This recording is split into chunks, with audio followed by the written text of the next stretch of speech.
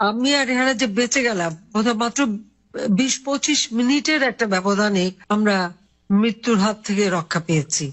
আমার শুধু এটাই মনে হয় যে 21 আগস্টের হত্যাকাণ্ডের থেকে বেঁচে যাওয়া, বা কটিরপাড়া ওই বিশাল বোমের হাত থেকে বেঁচে যাওয়া, আবার এই 5ই আগস্ট, এই বেঁচে যাওয়ার পিছনে নিশ্চয়ই আল্লাহর কোনো একটা ইচ্ছা আছে, আল্লাহর কোনো হাত আছে। নইলে এবারে তো বেঁচে যাওয়ার কথা না। তারা যেভাবে প্ল্যান করেছিল আমাকে হত্যা করার, সেটা আপনারা পরবর্তীতে দেখেছেন। তবুও এটা বোধহয় আল্লাহরই একটা রহমত। জানি না, আল্লাহ আমাকে দিয়ে আরো কিছু কাজ করাতে চান বলেই বোধহয় আমি এখনো বেঁচে আছি। যদিও আমার কষ্ট হচ্ছে, আমি আমার দেশ ছাড়া, ঘর ছাড়া সবকিছু জ্বালিয়ে পড়ে দিয়েছে। আমি ফিরে এসে বাংলাদেশের এমন কোনো অঞ্চল নেই, প্রত্যন্ত অঞ্চল আমি ভ্রমণ করি, কোন দেশের এলাকার মানুষ, যে দেশে বঙ্গবন্ধুর আমলে আমরা প্রবৃদ্ধি 9 ভাগ পর্যন্ত অর্জন করেছিলাম, মাথাপিছু আয় মাত্র 54 মার্কিন ডলার থেকে 277 মার্কিন ডলার উন্নীত করেছিলাম, সেই দেশ আবার পিছনে পড়েছিল।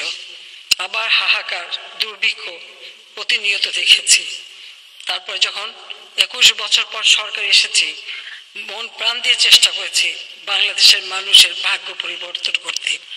প্রথমে খাদ্য নিরাপত্তা, খাদ্য উৎপাদন বৃদ্ধি এবং খাদ্যের স্বয়ংসম্পূর্ণতা অর্জন, সেই সাথে পুষ্টি নিশ্চয়তা দেওয়া এবং শিক্ষা, স্বাস্থ্য, চিকিৎসা মানুষের দোরগোড়ায় পৌঁছে দিয়ে এদেশের মানুষকে একটা উন্নত জীবন দেওয়া। প্রথমবার 5 বছর, দ্বিতীয়বার এসে 2009 জনগণের ভোটে নির্বাচিত হয়েই সরকার এসে এ পর্যন্ত আজকের বাংলাদেশ আমরা উন্নয়নশীল দেশের মর্যাদা। বাংলাদেশের ক্ষমতাচ্যুত প্রধানমন্ত্রী শেখ হাসিনার একটি অডিও ক্লিপ ভাইরাল হয়েছে। এতে গত 5 আগস্ট ছাত্র জনতার অভ্যুত্থানের মুখে তিনি ও তার বোনের দেশ ছাড়ার অভিজ্ঞতার কথা জানিয়েছেন। আওয়ামী লীগের অফিসিয়াল ফেসবুক পেজেও অডিও ক্লিপটি পোস্ট করা হয়েছে। এতে শেখ হাসিনা বলেছেন, মাত্র 20-25 মিনিটের ব্যবধানে মৃত্যুর হাত থেকে রক্ষা পেয়েছি আমরা। খবর এনডিটিভির। অডিও ক্লিপে কান্নাজড়িত কণ্ঠে শেখ হাসিনা বলেন, মাত্র 20-25 মিনিটের ব্যবধানে মৃত্যুর হাত থেকে রক্ষা পেয়েছি আমরা। আমি 21 আগস্টের হামলা থেকে বেঁচেছি, কোটালীপাড়ায় বোমা হামলা থেকে বেঁচেছি, 5 আগস্টের হামলা থেকে বেঁচেছি। নিশ্চয়ই আল্লাহর ইচ্ছে রয়েছে, নয়তো আমি এবার বাঁচতাম না।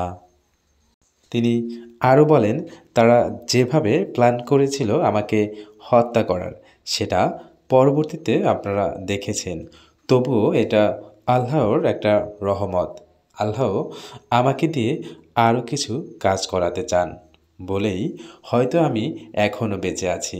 যদিও আমার কষ্ট হচ্ছে, আমি আমার দেশ ছাড়া, ঘর ছাড়া, তারা সব কিছু জ্বালিয়ে উল্লেখ্য, গত 5 আগস্ট ছাত্র জনতার অভ্যুত্থানের মুখে সাবেক প্রধানমন্ত্রী শেখ হাসিনা ও তার বোন শেখ রেহানা ভারতে আশ্রয় নেন।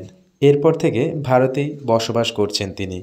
ক্ষমতাচ্যুত সাবেক এই প্রধানমন্ত্রী ভারতের নাগরিকত্ব গ্রহণ করেছেন কিনা সে বিষয়ে কোনো তথ্য নেই বাংলাদেশের পররাষ্ট্র মন্ত্রণালয়ের।